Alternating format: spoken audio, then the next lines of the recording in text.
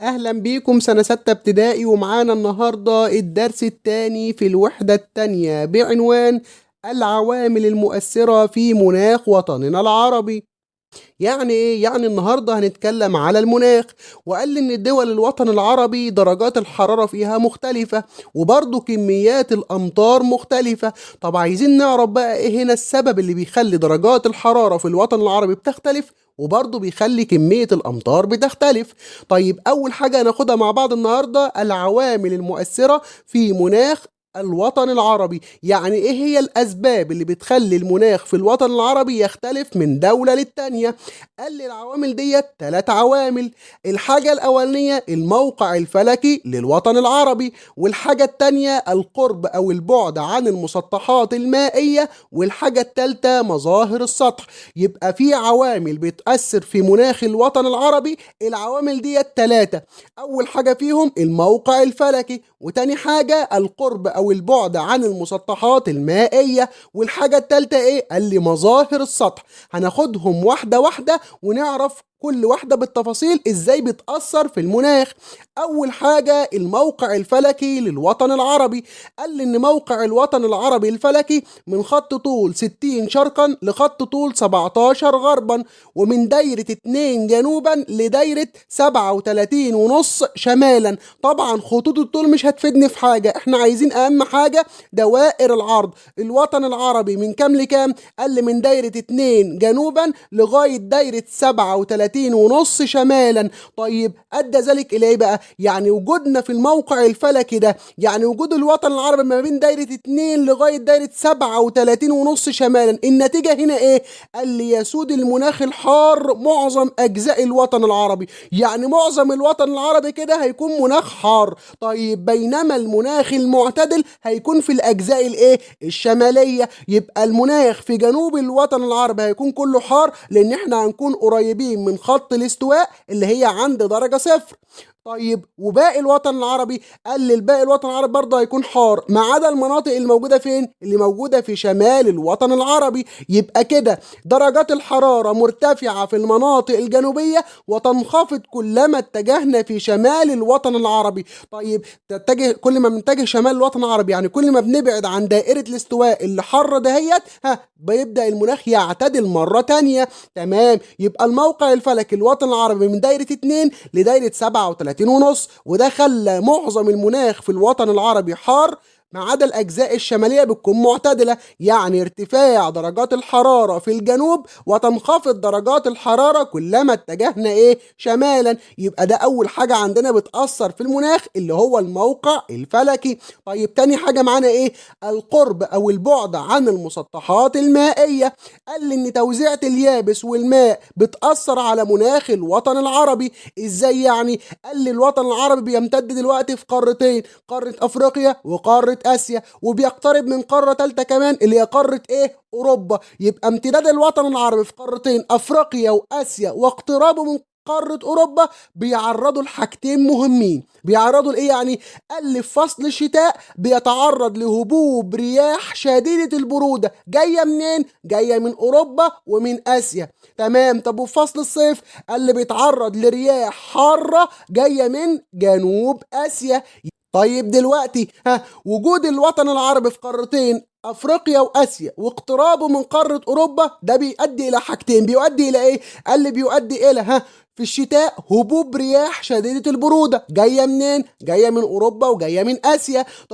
طب في الصيف قال لي هبوب رياح حارة، جاية منين؟ جاية من جنوب آسيا. تمام. طيب نيجي بقى للمناطق الساحلية. المناطق الإيه؟ الساحلية، يعني المناطق اللي بتطل على المسطحات المائية. درجة حرارتها، الجو بتاعها والمناخ بتاعها بيتميز بإيه؟ قال لي تتميز بيه أنها أكثر اعتدالا من المناطق الداخلية. يبقى المناطق اللي على البحر درجة حرارتها بتكون أفضل من المناطق اللي إيه؟ الداخلية البعيدة عن البحر. طب السبب هنا إيه؟ لما يجي يقول لي بما تفسر المناطق الساحلية أكثر اعتدالا من المناطق الداخلية، السبب هنا إيه؟ قال لي لأن المسطحات المائية تلطف من درجة الحرارة، ده رقم واحد. طب اتنين، تقلل المدى الحراري اليومي والسنوي. طيب رقم ثلاثة، تزيد من فرص سقوط الأمطار. يبقى لو أنا قاعد قريب من المسطحات المائية، قال لي المناطق عندي أو الجو عندي بيكون معتدل. طب بيكون معتدل ليه؟ لأن المسطحات المائية بتلطف من درجة الحرارة، يعني بتخلي درجة الحرارة كويسة، وتقلل من المدى الحراري اليومي والسنوي. يعني إيه ديت؟ يعني درجة الحرارة في النهار قريبة من درجة حرارة الليل، ودرجة الحرارة في الصيف بتبقى قريبة من درجة حرارة الشتاء. يعني اعتدال في اليوم الواحد في درجات الحرارة، واعتدال برضه في درجات الحرارة ما بين الصيف وما بين الشتاء. ده بسبب قربك من المسطحات المائية. طيب وايه كمان؟ قال لي بتزيد من فرص سقوط الامطار. كل ما بتبقى على الساحل كل ما المطر ينزل بشكل اكبر. طبعا لو انت في منطقة داخلية الموضوع بيبقى عكس تماما. طيب زي مدينتي كده، قال لي زي مدينة الاسكندرية، وديت موجودة طبعا في مصر. طيب ماشي. قال لي طيب هل المسطحات المائية بقى بتأثر في الوطن العربي كله؟ بتأثر في مناخ الوطن العربي كله؟ قال لي لا، يقل تأثير المسطحات المائية على مناخ الوطن العربي. طيب لو جه سؤال قال لي بما تفسر يقل تأثير المسطحات المائية على مناخ الوطن العربي، ليه هنا المسطحات المائية ما بتأثرش كتير في مناخ الوطن العربي؟ هقول له عشان خاطر حاجتين. اول حاجه ضيق مساحه المسطحات المائيه، ان المسطحات المائيه اللي بيطل عليها الوطن العربي ضيقه، مش كبيره واسعه، ما هياش محيطات مثلا كبيره. الوطن العربي بيطل في معظمه على بحار. طيب ماشي. وايه كمان؟ قال لي عدم توغل تاثير المسطحات المائيه الى الداخل، يعني تاثير المسطحات المائيه ما بيخشش داخل اراضي الوطن العربي. طب ليه؟ قال لي بسبب وجود الصحاري ومرتفعات قريبة من السواحل مثل جبال البحر الأحمر. يعني تأثيرات البحر ما بتخشش داخل أراضي الوطن العربي بسبب حاجتين: وجود صحاري، يعني عشان في صحراء كتير، وفي نفس الوقت وجود مرتفعات قريبة من السواحل زي جبال البحر الأحمر اللي بتمنع طبعا تأثيرات البحر الأحمر في مناخ الوطن العربي. الجبال حوالين البحر، فأي تأثير من البحر الأحمر يجي يخش الوطن العربي ما يعرفش. ليه؟ لأن الجبال بتكون واقفة له، بتمنعه ان هو يأثر في مناخ الوطن العربي. تمام. قال لي برضو خد بالك في نقطة مهمة، ان مناخ الوطن العربي يتأثر بالتيارات البحرية. طب يعني ايه التيارات البحرية ديت؟ قال لي يعني حركة مياه البحار والمحيطات بتأثر في مناخ الوطن العربي. ازاي يعني؟ قال لي بيبقى في عندي تيارات بحريه دفيئه. تيارات بحريه ايه؟ دفيئه. دي بتعمل ايه يعني التيارات ديت؟ قال لي بترفع درجه حراره السواحل التي تمر بها، ودي بتجيلنا في فصل الشتاء، فبتخلي الجو دافي ومعتدل في فصل الشتاء. يبقى التيارات البحرية الدفيئة بترفع درجة الحرارة بتاعة السواحل اللي تمر بها. طيب وبعد كده عندنا ايه؟ عندنا في الصيف بيجي لنا التيارات البحرية الباردة، تعمل على خفض درجة حرارة السواحل. التيارات البحرية الايه؟ الباردة بتعمل على ايه؟ تعمل على خفض درجات حرارة السواحل التي تمر بها، ودي بتيجي في الصيف. عشان كده بتنزل الصيف في البحر بتلاقي المية باردة، المية بتبقى جميلة، على الرغم ان الجو بيكون حر في المناطق كتيرة، الا ان المناطق الساحلية بيكون الجو فيها بارد وجميل. قال لي طبعا بسبب تأثير التيارات البحرية الايه؟ الباردة. ده بالنسبة للمناطق الساحلية الموجودة على البحر. طب المناطق بقى اللي مش موجودة على البحر، اللي هي المناطق الداخلية القارية، بيبقى لها اسمين: المناطق الداخلية أو المناطق القارية. طب معناها إيه؟ اللي هي المناطق البعيدة عن المسطحات المائية. طب المناطق البعيدة عن المسطحات المائية درجة حرارتها عاملة إيه؟ قال لي بتتميز بإيه يعني؟ قال لي تتميز بارتفاع درجة الحرارة في فصل الصيف وانخفاض درجة الحرارة في فصل الشتاء. يعني في الصيف الجو فيها بيكون حر، وفي الشتاء بيكون الجو فيها برد. تمام. زي مدينتي كده، قال لي زي مدينة الرياض في السعودية. مدينة الرياض في السعودية قال لي دي منطقة داخلية بعيدة عن المسطحات الايه؟ المائية. يبقى كده خدنا حاجتين: الموقع الفلكي والقرب او البعد عن المسطحات المائية وتأثيرهم في مناخ الوطن العربي. طيب نيجي الرقم 3. قال لي مظاهر السطح. مظاهر السطح بتأثر في مناخ الوطن العربي. ازاي؟ قال لي مظاهر السطح زي الجبال مثلا بتأثر في درجة الحرارة وبتأثر في الأمطار. طب أنا عايز أعرف إزاي الجبال بتأثر في درجة الحرارة، الارتفاع إزاي بيأثر في درجة الحرارة؟ قال لي تؤثر تؤثر المرتفعات على درجة الحرارة. ازاي؟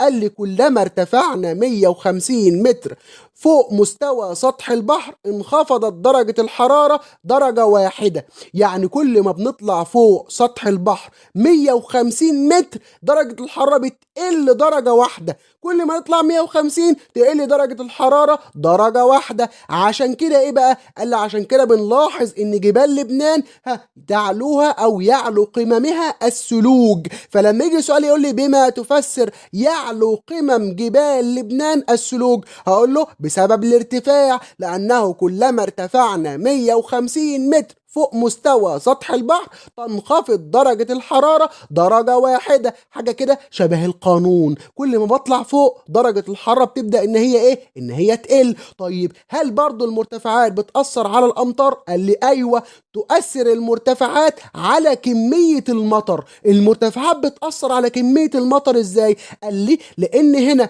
تسقط الأمطار بغزارة على منحدرات الجبال المواجهة للرياح المحملة ببخار الماء. يعني إيه الكلام ده؟ يعني لو في رياح محمل ببخار الماء، خلاص الرياح ده فاضل له شويه ويبقى مطر خلاص، فاول ما بيصطدم بالجبال بيرتفع لاعلى ويتكثف بخار الماء ويسقط المطر. طب بيسقط المطر على انهي ناحيه من الجبل؟ الناحيه اللي كانت مواجهه للرياح ولا الناحيه التانيه؟ قال لي لا، بيسقط على الناحيه المواجهه للرياح. طيب والمنطقه التانيه؟ قال لي المنطقه التانيه بيسقط فيها قليل من المطر او ينعدم فيها سقوط المطر وبتسمى بمنطقة ظل المطر. يبقى تاني، يبقى المرتفعات بتأثر على كمية المطر؟ ايوه طبعا. طب بتأثر ازاي؟ قال لي تسقط الامطار بغزارة على المرتفعات الجبال المواجهة للرياح المحملة ببخار الماء. طب والمناطق التانية، الجهة التانية الداخلية للمرتفعات، قال لي بتقل فيها كمية الامطار او تنعدم وتسمى بمنطقة ظل المطر. تمام. طب الاسئلة تجيلي ازاي على الجزئية دي؟ تعالى كده نشوف. اول سؤال معانا بيقول اكمل. رقم واحد، تمر دائرة الاستواء في نقط بالوطن العربي. دائرة الاستواء بتمر فين في الوطن العربي؟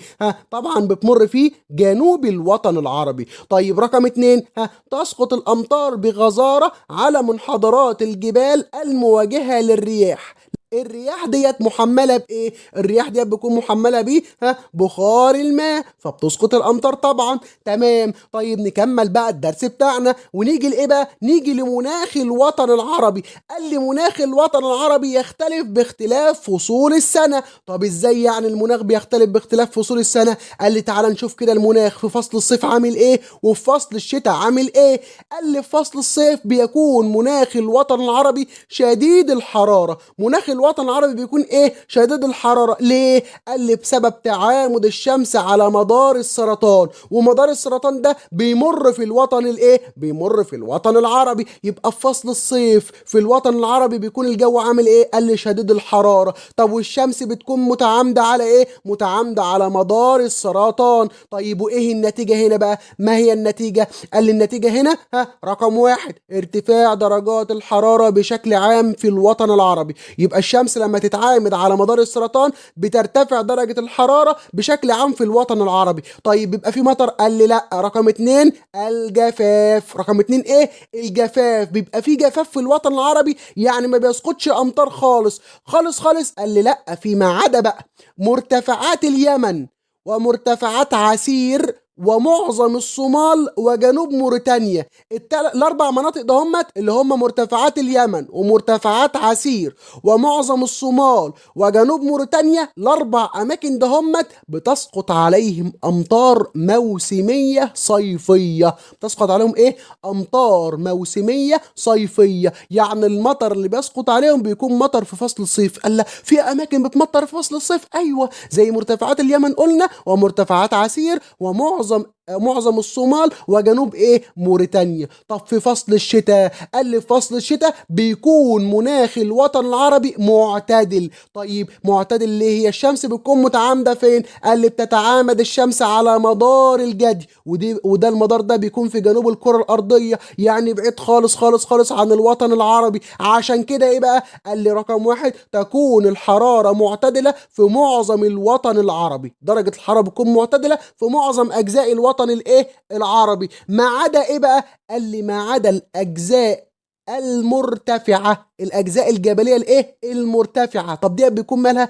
قال لي بتكون شديدة البرودة. المناطق المرتفعة بتكون إيه؟ شديدة البرودة. يبقى في الشتاء قال لي درجة الحرارة بتكون معتدلة في معظم الوطن العربي. طيب ما عدا المناطق الإيه؟ الجبلية. طب المناطق الجبلية بيكون مالها؟ بتكون شديدة البرودة. طيب ده رقم واحد. طب رقم اتنين إيه؟ يكون الشتاء ممطر، خاصة في المناطق المطلة على البحر الايه المتوسط. الشتاء عندنا بيكون في مطر، خاصة المناطق اللي بتكون حوالين البحر الايه البحر المتوسط. تمام. طيب تعالوا بقى نشوف العلاقة بين المناخ والأنشطة البشرية. قال إن المناخ ده بيأثر على الحياة الإنسانية وبيأثر على الأنشطة البشرية، يعني الشغل بتاع الإنسان زي الزراعة والصناعة والصيد، وكمان بيأثر على الطيران. طب إزاي بقى؟ قال لي تعالى كده نشوف إزاي المناخ بيأثر على الطيران. قال لي رقم واحد بيأثر على اختيار مواقع المطارات. المطار اللي الطيارة بتكون فيه ما بنختاروش عشوائي، ما بنختارش المكان عشوائي، لا لازما المكان ده يكون فيه ايه مراعي للظروف المناخية، ما يكونش فيه ضباب ولا عواصف رعدية او سحب منخفضة. المكان ده يكون فيه المناخ معتدل، المناخ يكون حلو، لا يكون فيه ضباب ولا عواصف رعدية او سحب ايه منخفضة. طيب ايه كمان؟ قال لي ان المناخ كمان بيأثر على ايه؟ تخطيط المطارات وتحديد مسارات الخطوط الجوية. يعني ايه؟ قال لي لما بنيجي نخطط المطار احنا اخترنا مكانه، ايوه، طب لما بنيجي نخططه ونرسمه على الارض ونعمل الممرات الارضيه بتاعه الطيارات، الطرق بتاعه الطيارات يعني، قال لي بنقسمها على اساس اتجاهات الرياح السائده. بنقسمها على اساس ايه؟ اتجاهات الرياح السائده، بحيث الطائره تستطيع الطيران سواء الاقلاع او الهبوط مع اتجاه الرياح. يعني الطياره وهي بتطير تطلع لفوق تبقى مع اتجاه الرياح، ولما تيجي تهبط بتهبط في مكان تاني برضه مع اتجاه الايه مع اتجاه الرياح، مش عكس اتجاه الرياح. طيب ماشي. قال لي برضه المناخ بيأثر في اختيار الطيار نفسه. لازما الطيار دوت يكون عنده القدرة على تفسير الظواهر الجوية، ويعرف برضه اتجاه الرياح واحتمال سقوط الثلوج واحتمال سقوط الامطار. لازما الطيار يكون عنده القدرة ديت. طيب قال لي برضه خد بالك ان المناخ بيأثر على الرحلات الجوية. ازاي يعني؟ قال لي ممكن من خلال المناخ يتم تأجيل الرحلات الجوية او حتى الغاء الرحلات الايه الجوية. تمام. طيب تعالوا بقى نعرف تأثير التغير المناخي على الوطن العربي. هو التغير المناخي يعني التغيرات المناخية ديت هتأثر علينا ولا مش هتأثر علينا؟ قال لي طبعا هتأثر علينا. طيب ايه هو تأثير التغير المناخي على الوطن العربي؟ قال لي رقم واحد من المتوقع، رقم واحد ارتفاع درجة الحرارة بمقدار 1.2 ل1.9 سنة 2050. يعني سنة 2050 درجات الحرارة هتزيد تقريبا من 1.2 ل1.9 درجة، وطبعا دي كده يبقى درجة الحرارة هتكون عالية جدا. طيب ايه كمان؟ قال لي هتأثر فيه او من المتوقع ان هي كمان تؤدي اليه تناقص كمية الامطار، ان كمية المية برضو وكمية المطر اللي بيسقط في الوطن العربي من المتوقع ان هو كمان هيقل. طيب ورقم ثلاثة ايه؟ قال لي من المتوقع ظهور مشكلات عديدة في الوطن العربي. طب زي ايه؟ زي الجفاف والتصحر، ودولت هيأثروا على الامن المائي والامن الغذائي، هيأثروا على كمية المية في الوطن العربي، وهيأثروا برضو على كمية الاكل اللي في الوطن الايه العربي. عشان كده الدول العربية اتجهت للتوقيع على اتفاقيات دولية